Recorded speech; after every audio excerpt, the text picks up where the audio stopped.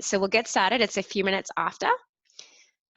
So welcome everyone. Thank you for joining. We're very excited today. We're sort of stretching ourselves internationally and over the pond, and we're joined by Georgie, Dorling and Ed Bishop from Tessian, who are going to chat to us today. The topic is security risks and trends. So we're going to learn some pretty exciting insights on what we've seen, in particularly in light of COVID-19. So welcome for all of those. So for all of you who don't know WISP, Women in Security and Privacy, obviously not exclusively about women, but is an organization whose mission is to advance women in the field of security and privacy. We have local chapters. We started in San Francisco. We now have chapters in New York, DC. DC have an event coming up too, London and Dublin.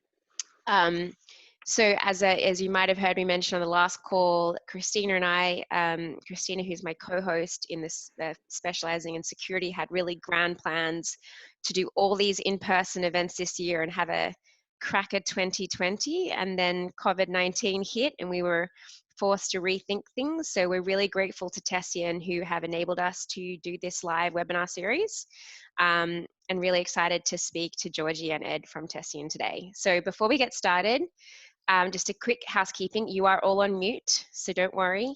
If you've got a question, Christina Morillo will be joining the call shortly, but otherwise Monica Neo, who's also from Tessian and who I failed to mention earlier, who is keeping us all together. So thank you, Monica. You can message Monica or Christina.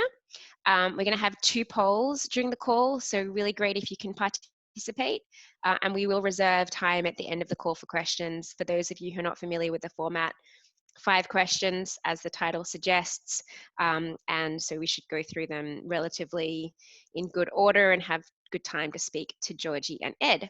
So without further ado, I'll turn over to, and I think ladies can go first. Georgie, if you'd like to start and introduce yourself. Yeah, sure. Firstly, thank you for having us. Yeah, it's good to speak to everyone. So yeah, my name is Georgie Dorling. I'm a customer success manager at Tessian. So I joined Tessian just over 2 years ago now as the first customer success manager at Tessian. So I manage the relationship with quite a few of our customers. So my current focus is with large law firms in the US and UK, and then also all of our South African customers. So essentially just making sure that they're kind of successful with our product, that we're meeting their expectations, but then also from a kind of more internal strategic standpoint, I've helped build out the customer success team. I think we went from 3 and we're now at 12. So kind of putting processes in place to enable us to grow further. And previously to Tessian, I've sort of always worked within IT, firstly at IBM in marketing and events. And then I moved to BAE Systems, British Aerospace Engineering, which is where I kind of specialised a bit more in cybersecurity. I was a cybersecurity consultant working on a huge national government project, which is pretty exciting. And then I kind of specialised a bit further at Tessian into email security. Over to Ed. Thanks, Georgie, and thanks everyone for having us. It's great to be here in a great cause and one that Tessian very much supports. And yeah, my bio is not going to be as exciting as Georgie's, unfortunately. I'm the co-founder and CTO of Tessian. So what that means, my day-to-day job is I have engineering, data science, and the product orgs all report into myself. So very much on the technology side of things. Tessian, for those that don't know, we're a company that's around 6 years old. We're a human layer security company that essentially detects advanced threats on email using machine learning. These threats kind of include things like accidental data loss, data exfiltration, advanced spear phishing attacks. So some pretty, what we think are very exciting and important problem areas to be trying to solve. And I think, you know, what's interesting having Georgie on the call is she very much is talking to our customers day to day, is hearing everything that they're struggling with. So Georgie is going to be able to bring some like great insight of what is actually happening in enterprises. and with our customers, and how we're helping them, you know, specifically during COVID-19, but more broadly, I guess, tackle some of these quite tricky problems that we think all reside around kind of human layer security. So humans being vulnerable, making mistakes, being tricked, etc. So hopefully it will be an interesting conversation, and you'll be able to learn some things. But yeah, Georgie's going to try and bring a bit of a voice of the customer to the discussion, which I think is always like really important. We try and put the customer at the front of everything.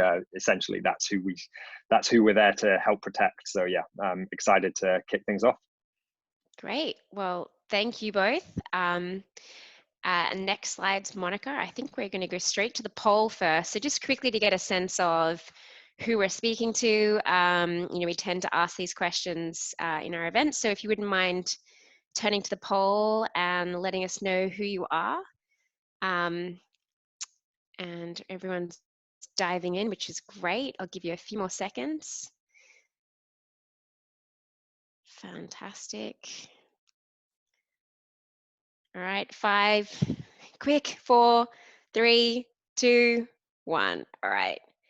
Okay, so we've got 26% of you are in security, 37% are in privacy, 23% in privacy and security, and 14% in neither. So welcome to those who are coming in this fresh. I think you're still going to learn new and exciting things.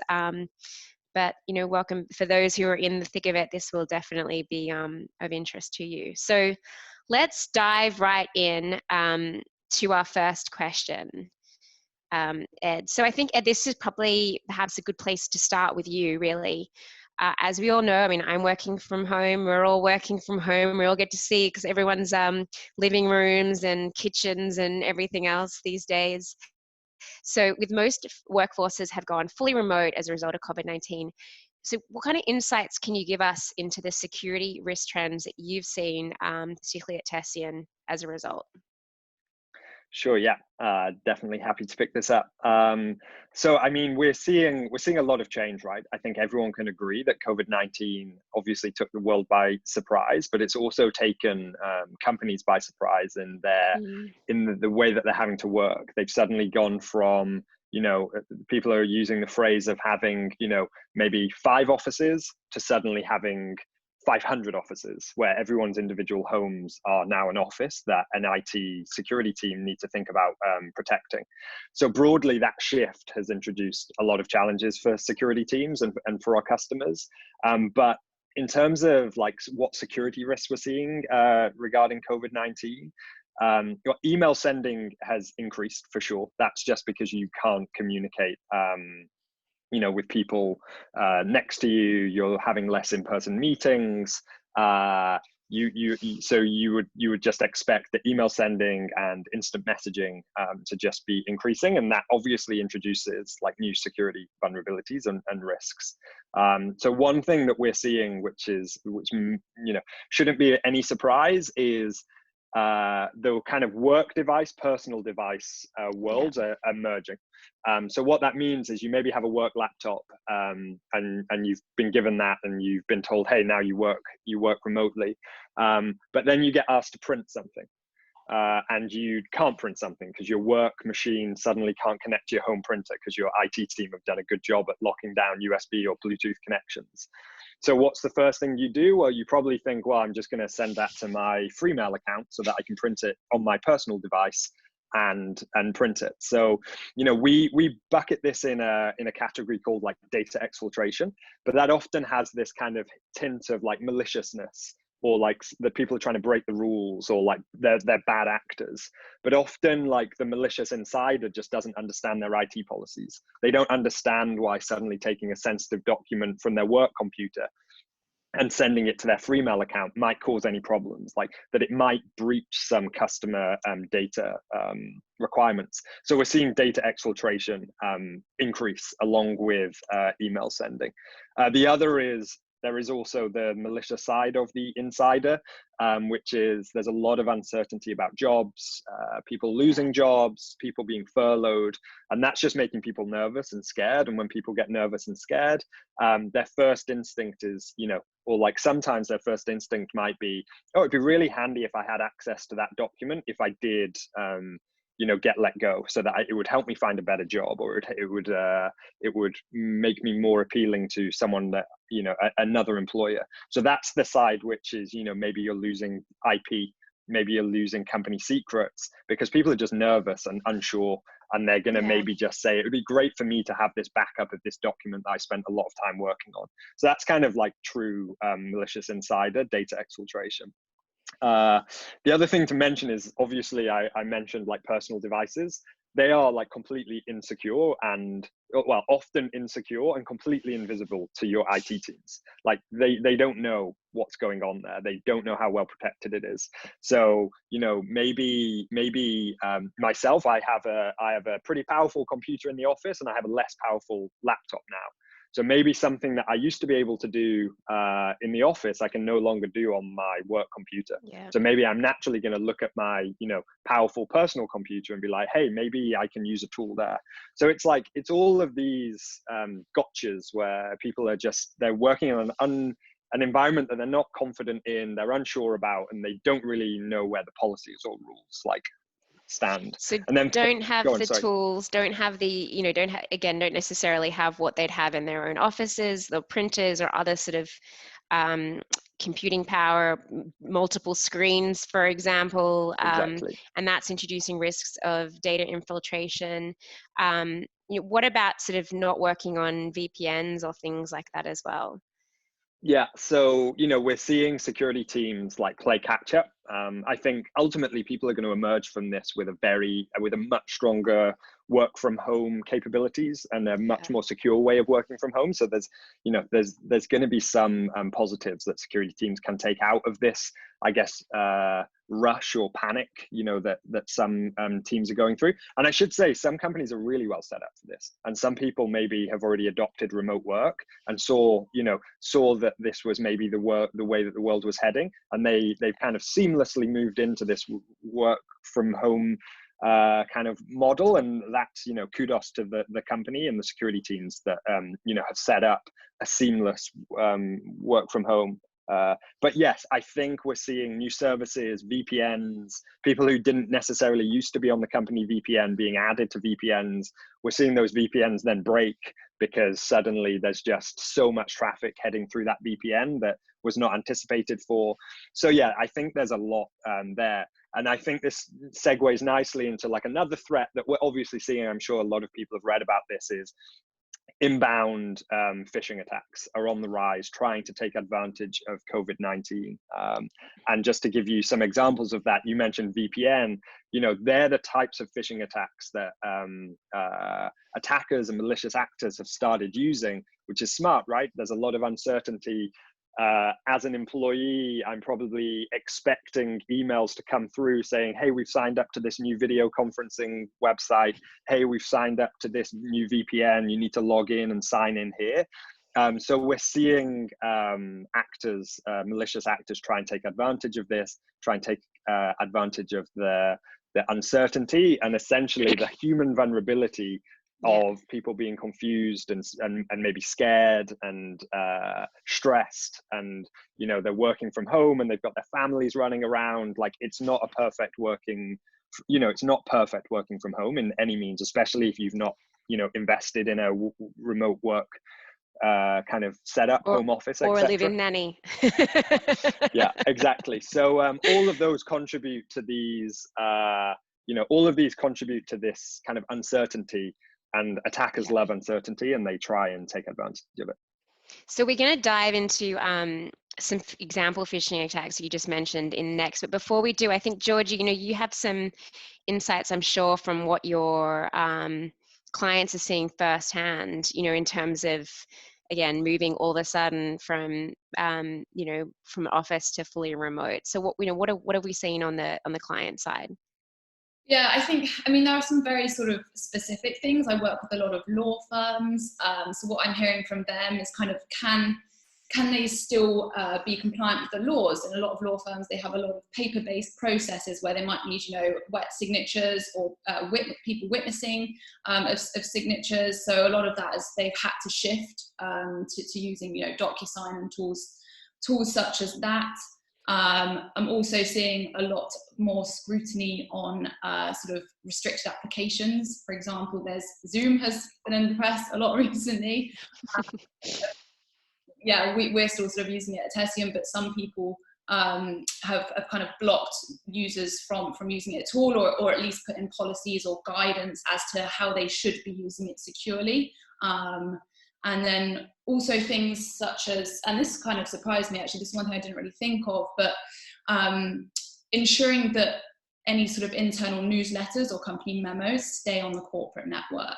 So obviously, you know, a lot of companies are going through a lot of change, you know, making redundancies, etc. And people just want to ensure that some of that information kind of stays within the network and isn't sort of sent out to people's accounts.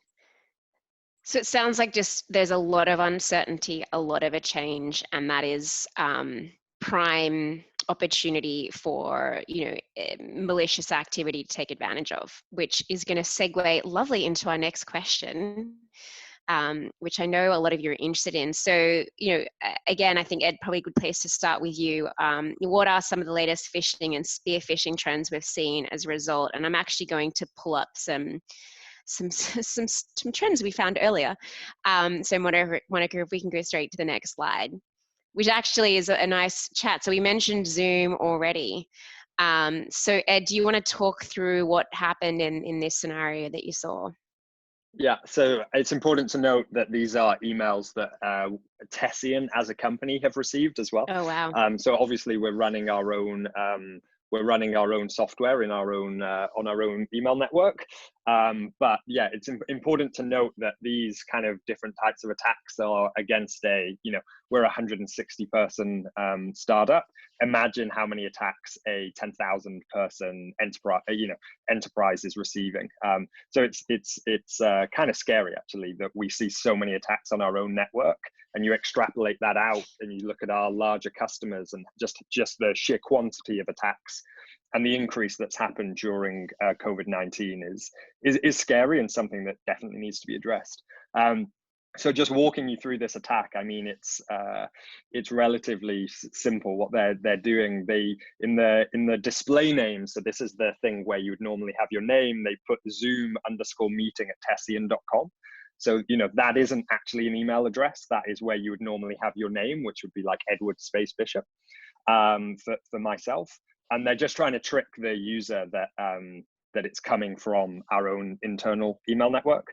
You can see here that it says join Zoom meeting, and it looks like it looks relatively similar to Zoom's kind of URL structure. But actually, if you hover over that link, it's not going to anything like that. It's going to something completely different. So again, they're just trying to play on human vulnerability of like quickly scanning, saying, hey, it's using HTTPS, it's secured, it says Zoom, it looks like that's a Zoom meeting ID. I'm going to try and trick you. They're using a bit of urgency. They've said CEO is inviting you. You know, it's a great common technique used by attackers. You know, as an employee, you're thinking, oh, the CEO, wants a meeting with me. I need to join straight away. I can't leave them waiting. So great tactic and from them there. And then finally, it's a technique that we see time and time again. They have actually just put our legitimate URL there as well. I mean, we don't send internal emails that look like that, but it's a common way of trying to bypass some legacy security systems is by putting legitimate URLs in the email. So that www.tessian.com, that is going to www.tessian.com. There's nothing malicious about that. So adding a bit of legitimacy to an email, they're trying to mask the kind of the malicious link, which is actually the Zoom link there. But obviously they're just trying to take advantage of the remote world that we live in. It might be unusual as an employee to get an email from the CEO inviting you to Zoom, but suddenly everything seems possible now, right? So because everyone's doing Zoom, so that's the psychology that the attacker is using there. And if I was to click on that link, Ed, what would it likely do to the computer, to my computer or whatever else? Yeah, so likely it would take you to one of two places. It would either take you to a file sharing website. I don't believe we actually we have a team that actually go and investigate and see where these threats would take you, but it's pretty common that it takes you to two places. One, it would take you to a file hosting website where it would try and download something. It could even be something as simple as an Excel file that has a malicious piece of malware embedded in it, or it could just be, you know, a piece of malware like a .exe that you're asking someone to install. You know, it could look like a Zoom client if they wanted to try and make it look more legitimate. But often what it will take you to is, you know, a fake Zoom login screen. Right. And you think they'll brand it like Zoom, it'll look just like Zoom. It might even ask for your, you know, like Microsoft email and password and claim that it's like single sign-on for Microsoft and Zoom, Right. or Google and Zoom. And what they're hoping there is that the employee just enters it, they'll enter their legitimate email address and password, they'll press submit, and then the website will just say, sorry, problem logging in, password incorrect. But actually those, the unhashed password and email address has just been sent to the attacker. And they'll often have automated scripts that then go and try all of those actually on the Microsoft site to see if they can get a legitimate email credentials. And then from there, you know, you've compromised an account, and that's where it starts. Fantastic. Well, we've got a few more to run through as well, so that's really interesting. So let's have a look at the next one. So something similar, information unit. I'm surprised that Tessian gets so many of these. It's so interesting. But yeah, why don't you walk me through this one as well? Similar thing, I think, with the strange email address, but obviously an HTML file. Exactly. Strange email address, HTML file. This will just open up, you know, your web browser and take you to a website. Again, it could be a login. It could be something that downloads or tries to scrape some details from you. This would, you know, if they're trying to, often what you'll see is the weaker attacks, the actual like destination doesn't actually mirror the email. So there's kind of, you know, some obvious signs there. But the best attacks will obviously mirror, and they'll tell this narrative. So the narrative here that the attacker is going after is a sense of intrigue, a sense of, you know, privacy, and it's essentially saying someone you know has been infected. Click here, you know, to find out more details about who has been infected and follow the guidelines. Like they're just trying to play on that, like, oh, do I know that person? Maybe I'm infected. Snooping, yeah. right? People getting curious about other people. It's like worse than the Daily Mail, right? Exactly. But what's interesting actually is when you, I don't know if we'll have the screenshot of this, but if you actually look at what's going behind the scenes here, this attack is actually, although it looks relatively dubious, it's slightly more advanced than the previous one, where you can see the words like one of our team member, actually in between every single character there's a lot of hidden URL, hidden HTML. So what it will do is there'll be an O and then lots of HTML, which is wrapped with a styling that says like hide, and then there's an N, which you can see, and then there's an E, and in between each of those characters there's a lot of HTML. And what they're trying to do there is bypass some very simple you know, technologies that are looking for words like coronavirus. So they know that coronavirus attacks are on the rise. They know that like maybe things like, you know, check out this document for more details, maybe signals for phishing attacks. The attacker knows that, and they're in this game of like cat and mouse with these legacy technologies that are just looking for like rule-based systems, looking for exact match phrases. And those wouldn't trigger in this scenario, because those rule-based systems will look and they'll just see loads of HTML and be like, well, nothing looks malicious here. But actually to the human, when it's displayed, it obviously makes sense and looks malicious. So yeah, it's actually a pretty cool attack, this one. Apologies that we haven't shown you that the HTML is pretty interesting behind the scenes. Cool. And I think we have one more. Help desk admin. Yeah, this is again, it's a pretty similar attack to the Zoom. It's taking advantage of work from home services. Again, with VPN, you raise VPNs yourself. So it's, you know, it's people are expecting to receive these emails. If you see it's trying to make the URL look legitimate by putting Tessian.com in front of it, Cisco VPN, they're impersonating a well-known VPN provider with a download link. But again, if you hover over the link, it's not going anywhere. Right. It's not going anywhere safe, that's for sure. It's going to take you to, again, a file hosting website. It's taking you to a credential farming site.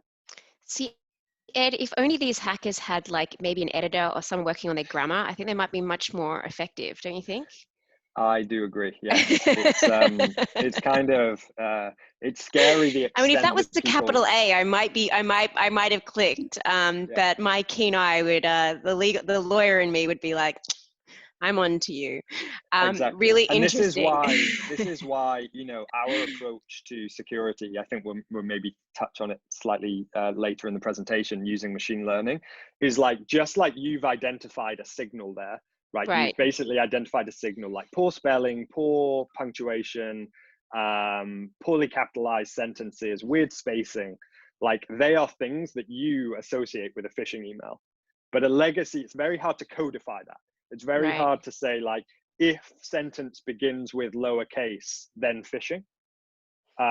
So actually what ends up happening is, like I mentioned, legacy systems that may be more rule-based or policy-based, they're looking for these like phrases, these exact phrases that phishing attacks use. And we'll just skip over the fact that, all the spelling is completely horrible, and it doesn't sound like, it doesn't look like an email that an internal IT team would send, because you have, well, depends on your IT team, I guess. But yeah, using historical knowledge of the types of emails that an IT team send, you can start spotting anomalies if it looks like it's coming from an IT team. So it's well, you highlight a good point that there are signals here, but you need to use some pretty advanced technologies to be able to detect those. Yeah.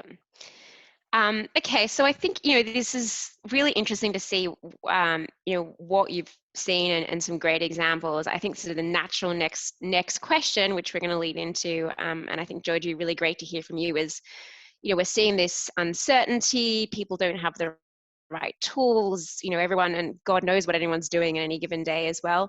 What are we seeing companies do about these threats, and how are they responding, Georgie? Yeah, so I think with reference to the specific threats that we're talking about, so phishing, and then also the sort of sending to personal accounts, training, I think people are always kind of going to be upping their training with situations like this, but we're seeing a shift from sort of, I think people are very conscious not to overload on content, so we're seeing a shift to much more kind of in the moment, bite-sized security awareness. So, when people are actually receiving that phishing email, when people are about to send that email to their personal account. And I think making it a lot more customized and relevant to the times as well. So perhaps, using the specific examples of the COVID phishing attempts that you're getting kind of really hits home with people a lot more. And then I think people using empathy within their security awareness as well. So, it's not just on corporate networks that people are getting phished, it's on their personal networks as well. I'm sure everyone listening in has received a sort of COVID-related phishing email on their personal account as well. And I know Ed sent round a really nice sort of security awareness email to all of Tessian to kind of say what to look out for on your corporate email, but also on your personal one. And we all thought, that was a really, really effective email. So then the customer success managers, we then forwarded that on to our customers for them to then use that text with their users. It's all about kind of using empathy and making it customized during these times. And then also, I think, redefining policies. So the policies that previously were in place, do they need to be redefined, and kind of reassessing your risk appetite. So let's say, for example, with the home sending, we've seen some people take a very risk-averse approach and actually block all sending to personal accounts. Or you might accept that people might, just to remain productive, there might be instances where they do have to send to personal accounts to print. That might be the only way that they can print, and they have to print in certain instances.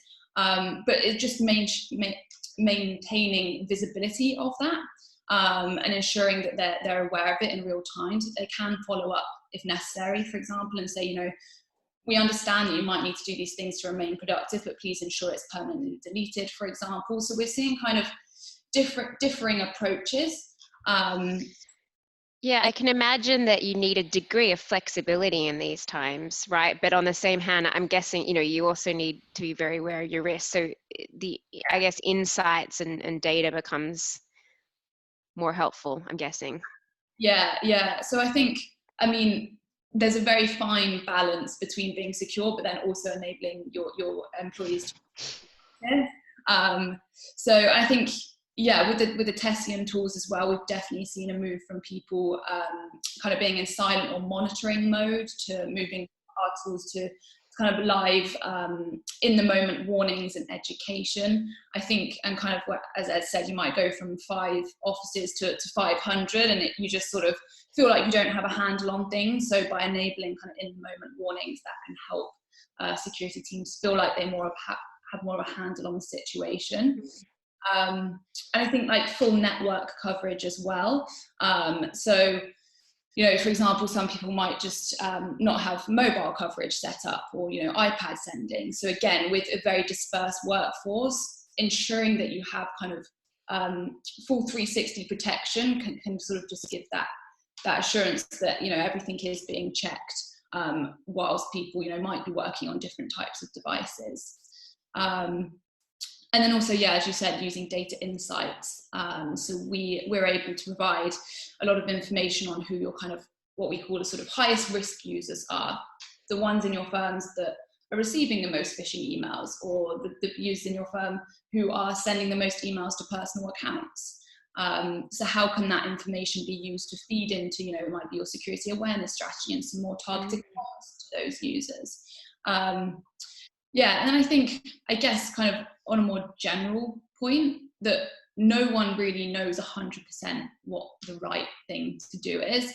So we're seeing a lot of, I guess, just like collaboration. I know at Tessian, we've now got a knowledge sort of hub where we're publishing sort of blog posts with a focus on remote working. Within my team, we've been running quick 15-minute check-in calls with all of our customers, just to run through their Tessian configuration and see if there are any sort of quick win sort of customizations they can make, which would help for a remote workforce. And I think just sort of, yeah, just like knowledge sharing, for example, like I know Tessian products back to front, and for someone in some of our customers, they might think, you know, it might be a really big change to make. Whereas actually, I know that it might just be a very quick 2-minute change, which would have a massive impact on the risks that they're sort of controlling. So I guess, you know, across the board, like that in the security programs is really reevaluating whatever product it is, what the insights are, and really communicating with teams closely and adjusting where needs. I think flexibility is the name of the game. Having had a small child hanging off me all morning, I can absolutely attest to that. Okay, well, I want to keep moving into the next question. So actually, we're going to start with a poll. So for those on the call, really want to get a sense of risks, right? What are you out of 10? And I know this is a slightly funny worded question, but you know, what would you consider to be the rate of increase in security threats that your company has seen? 1 being little to no increase, and 10 being a huge increase in risk. So good to get a sense of what people are seeing out there. And I know not all of you are in security, but at least for those who are closer to it, it'd be good to get your insights. No 10s so far, which is good. Okay, give you a few more seconds. 5, 4, 3, 2, 1. Okay, so we only had 1, 2. We've got a few, so mainly pretty actually distributed, but around the 5 and 6. So definitely an increase, but maybe not exponential. I mean, there's always risks at any given time. So, but definitely do have some numbers on the high end, and quite a few in the 6, 7s, and a few in the 8s too. So thanks everyone for sharing. Okay, so we will Oh, now I've just lost my screen. So if you're going to move to the next slide, please, Monica. Okay. Great. So question 4, what role will, and I think this is a question for you, Ed, will artificial intelligence play in cybersecurity, and any ideas on how criminals will use AI? So what can we see from the future in this sense? Yeah, it's a really good question. I think it's kind of very top of mind, and it's great that it's surfacing, because I think it's a good conversation to have. I think for all companies, all security companies, or all technology security companies, to be thinking about how they can be leveraging AI to better secure their customers, but also, the awareness that maybe the attackers are using the same techniques and maybe using AI and ML to bypass those techniques. It's my personal view that it's slightly overblown. It's a very good press piece about having AI fight AI to for eternity, and who will win, and I think to be fair, I think there's elements of that are true, and there are good examples of where that's happening. If I pick like how criminals or malicious actors are using AI, I think there are some very good examples of where AI can really help attackers, and maybe help them achieve things that would have been impossible without the aid of AI. I always use like one of the best examples I'm sure people have seen over the last kind of 18 months, maybe even sooner, 12 months, of this kind of concept of like deep fakes. So that is the idea of, if you have enough data on someone, enough video footage, enough audio recordings of this person, you can train a machine learning algorithm to essentially replicate that person, create a fake video and create a fake audio track, and essentially get anybody to say what you want them to say. And I'm sure we've all seen them used against celebrities or politicians, etc., and how scary that world can be. That is kind of is leveraging AI for something that a malicious actor couldn't really do on their own. So that's where I can see the world of attackers using AI is really doing things that are unachievable without AI. So Ed, would that be someone like, like my CEO's voice calling me and saying, actually come and join my Zoom meeting, and to be like, okay, so is that what you mean? Exactly, yeah. And that's known as like, this isn't using AI, but it's known as like voice phishing or vishing. And we have seen kind of deep fakes using these types of techniques. Yeah.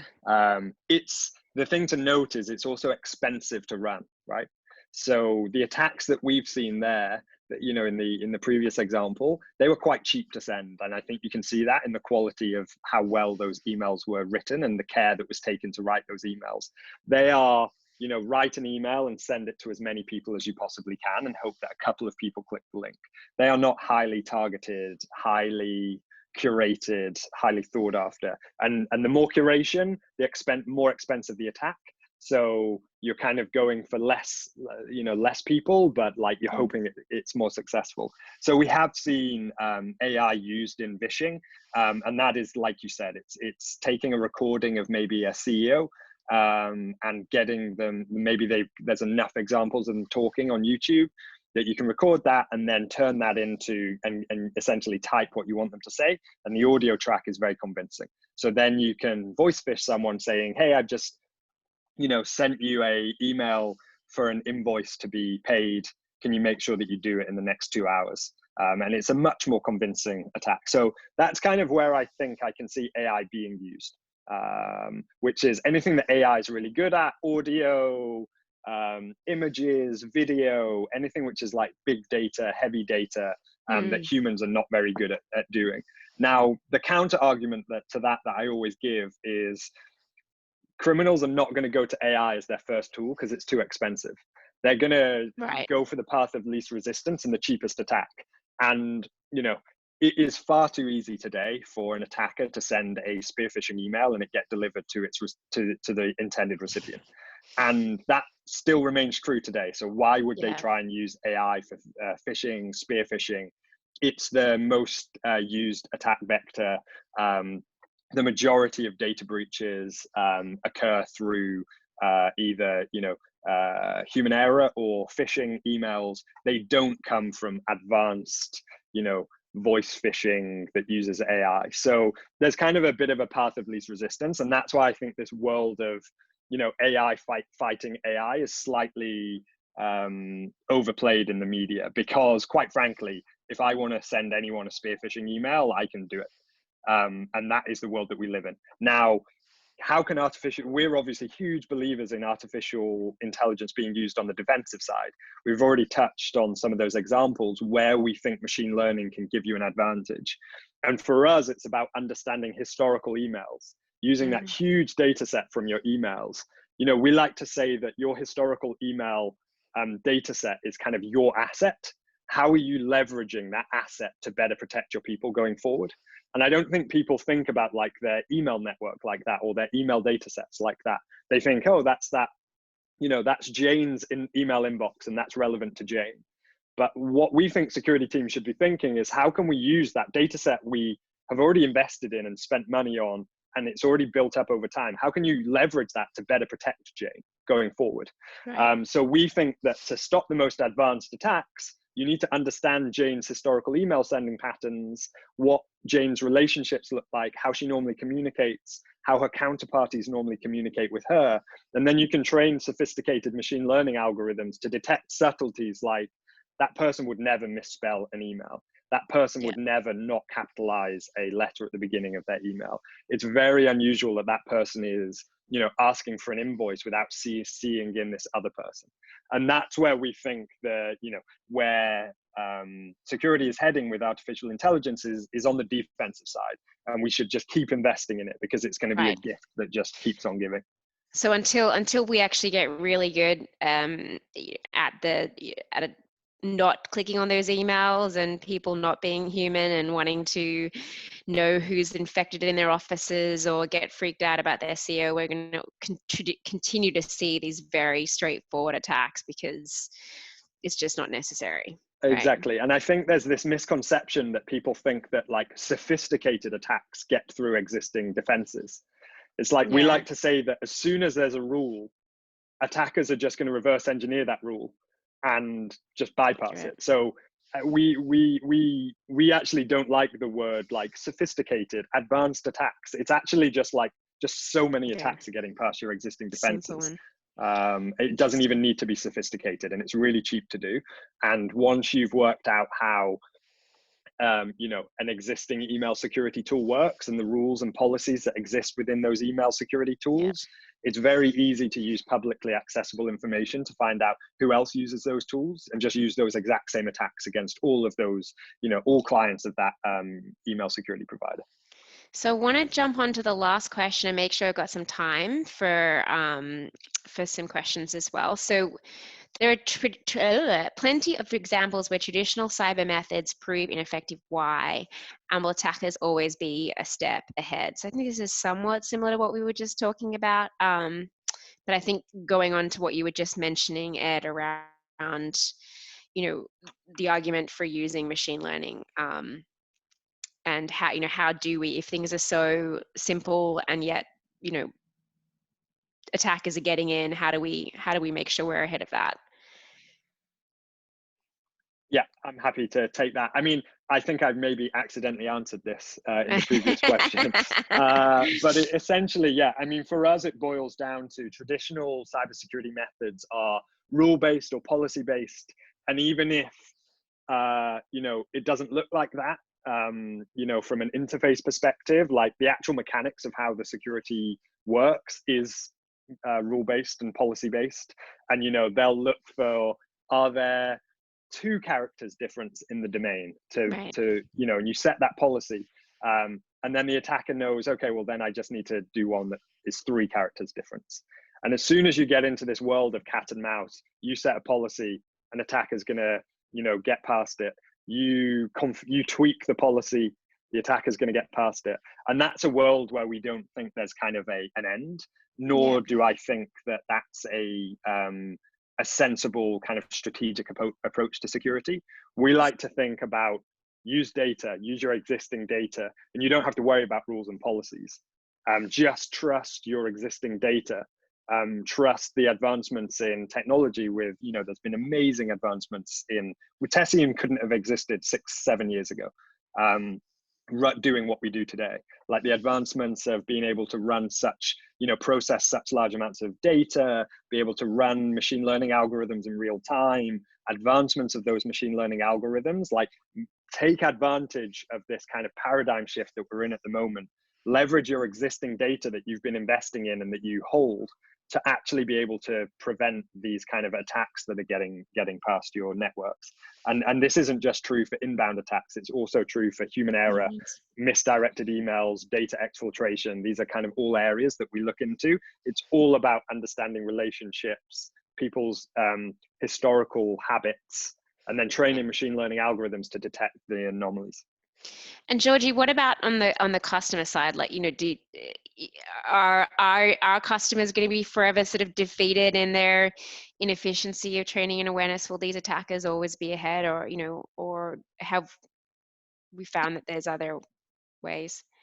I think I completely agree with everything Ed said, and it's not just sort of the end users that we're sort of protecting, it's also the IT team's kind of productivity. Historically, a lot of the rule-based solutions and, traditional kind of classroom-based security awareness, it takes up a lot of IT teams, information security teams' time. And as we say, it's not that effective. So with machine learning, you're not only becoming a lot more, I think, we will continue to see the threats advance and become, not, the security teams aren't effectively able to kind of keep up with those threats as they haven't been, and they continue to won't be able to, I think. So machine learning also kind of helps enable those teams to keep up with the ever-changing threat.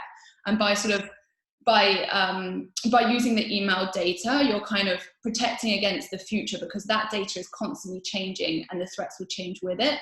And you're sort of taking that responsibility out of the IT team's, information security team's hands as well.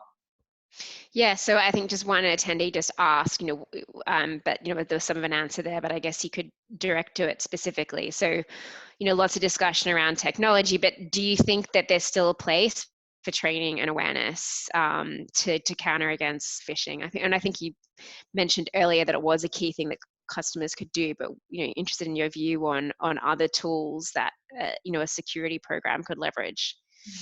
Yeah, I absolutely. And also, everyone type in any questions. Now's the time. I definitely think it's kind of that defense in depth approach and having like a layered approach. I think sort of traditional security awareness will never go away, and I think there is an element of that. When people are new to a firm, they might be in their onboarding, etc. But it's also, you have to have the kind of the different ways of educating users. I mean, when I was at BAE, I used to deliver sort of the classroom-based security awareness training, and no one wants to be there. No, everyone's so busy. No one wants to sit for an hour and listen about that stuff. So it's almost, yes, have that kind of element to it, but also have that ongoing in the moment training, which you can build upon with the different kind of security tools out there. Yeah, short attention span theater these days. That's what I've heard. So, okay, great. So now, guys, you can send us a question in the chat, or you can send us in the Q&A. We're answering them. So we have sort of roughly 10 more minutes that we can answer questions. So please bring them in. Unfortunately, we can't answer them live because that becomes a logistical nightmare, but if anyone has any questions for Georgie and Ed, let us know. Personally, I could just look at phishing attacks all day, or just freak myself out over that phishing. I don't know if you've seen Black Mirror. Have you seen Black Mirror, Ed or Georgie? Yeah. Yeah, that episode where they recreate, I don't want to ruin it for anyone, but that is freaky. Yeah, yeah, it's a scary world. Well, that was that video of Barack Obama as well, that they made him say all these different things too. So I hadn't thought about it in the context of an attack.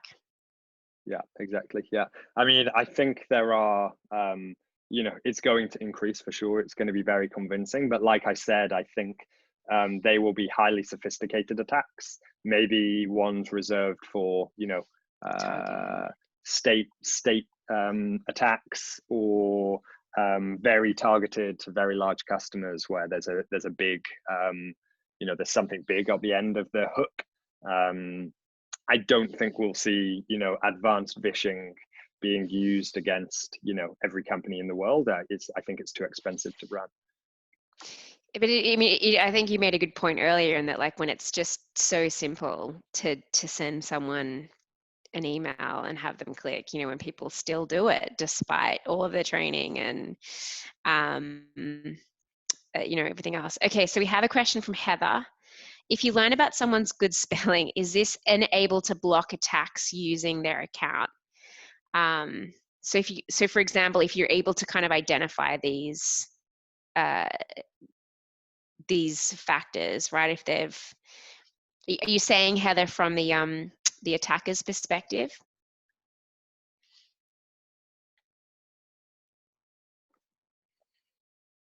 I think that's the question. So maybe Ed. Yeah, maybe it's if maybe I misunderstood the question, but I think there's a machine learning. Right. If you learn about someone's good spelling, is this then able to block the attacks using their account? I mean, how we think about it is, I don't know if I entirely understand this question, so apologies about that. But it's all about like understanding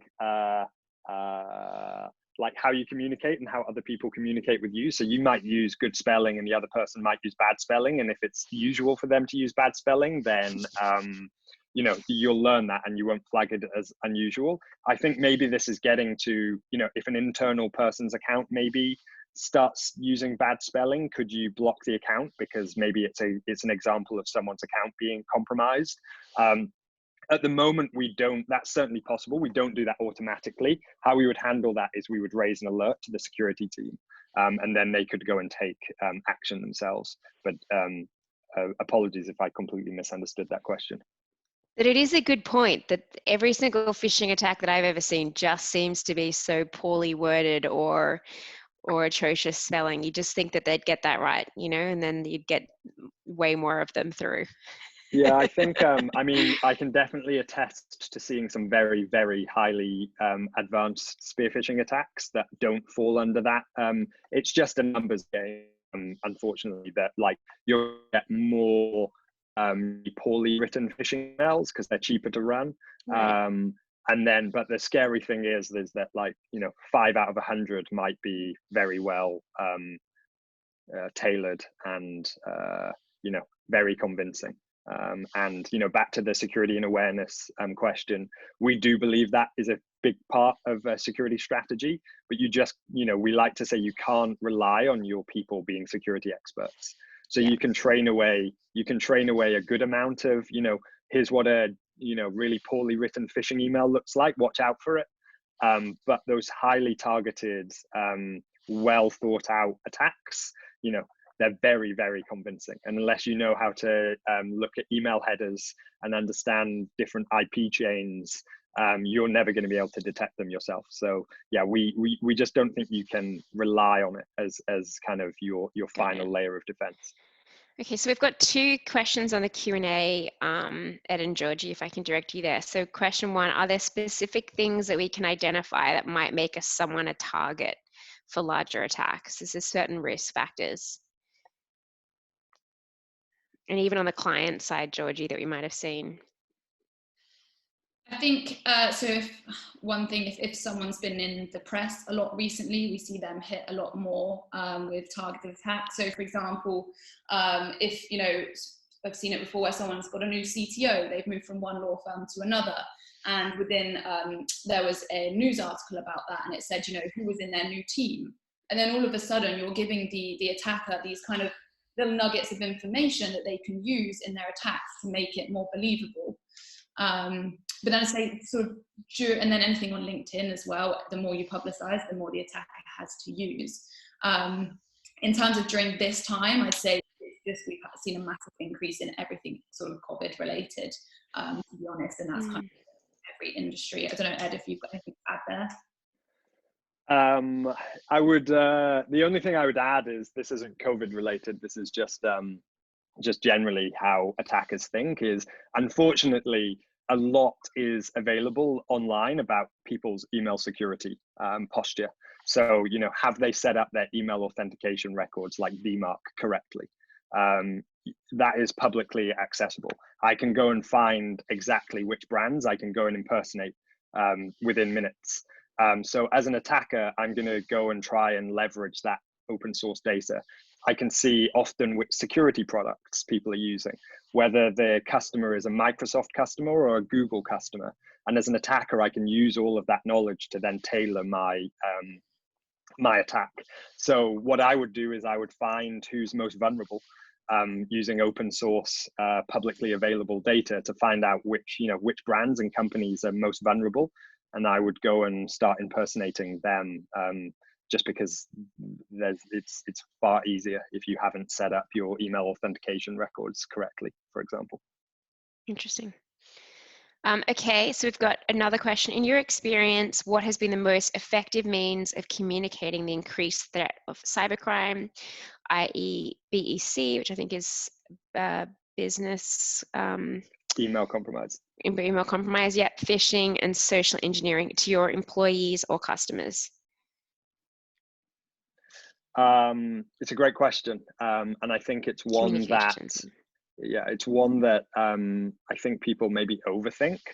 We're a big believer at Tessian of just being like really transparent and quick with our communications. I think Georgie mentioned that as soon as remote work was becoming a thing, I just started sending a couple of emails around to everyone saying like, here's what I would be thinking as an attacker.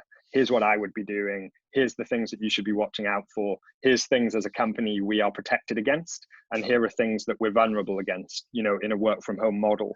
You know, look after your family, look after your friends, educate them on the risks, and just very open, not overthought, not, you know, don't pass it through the design team. Don't get it like, you know, branded, just send it to your employees in a really open and honest conversation, and do it quickly. And then just follow up. So we have a company all hands. We are constantly reiterating this risk to our employees, get teams thinking about it. You know, it's just about raising awareness. It's not about overthinking it. It's just it being a constant part of communication, letting people raise things that they're uncomfortable with, you know, having means for people to put their hand up and say, you know, I don't know whether I should be using this service or not. Having a culture where any question is not a stupid question, any suggestion is not a stupid suggestion, you know, all of those things can be encouraged, and I think go a really long way to addressing kind of, you know, being able to react in a scenario like this with confidence that your people are going to be, you know, be sensible and ask the right questions and query the right things. Awesome. Really helpful, guys. I think that's probably it from us, and we're pretty much at the top of the hour. So just really quickly, for all those that are still here as well, if you've liked what you've heard, Tessian are holding a virtual summit in June. So far, early insights. Apparently the CEO of Upwork, the CISO from Unilever, and also a special agent from the FBI, San Francisco, are planning on joining. And we are also going to have on the WISP side some more events I should be revealing in the next day or two. So keep posted for that if you haven't already. And Monica, if you wouldn't mind going to the last slide. Signing up to our, oh, sorry, that was the last slide. Our email list, and you can learn more or follow us. And as always, we'll be sending back a follow-up email with a survey. So really appreciate everyone's feedback last time, and just thank you so much, Ed and Georgie. That was really interesting, and we really enjoyed chatting with you. Thank you very much for having us. Have a great day, everyone. Have a good evening, and we'll speak again soon. Thanks so much.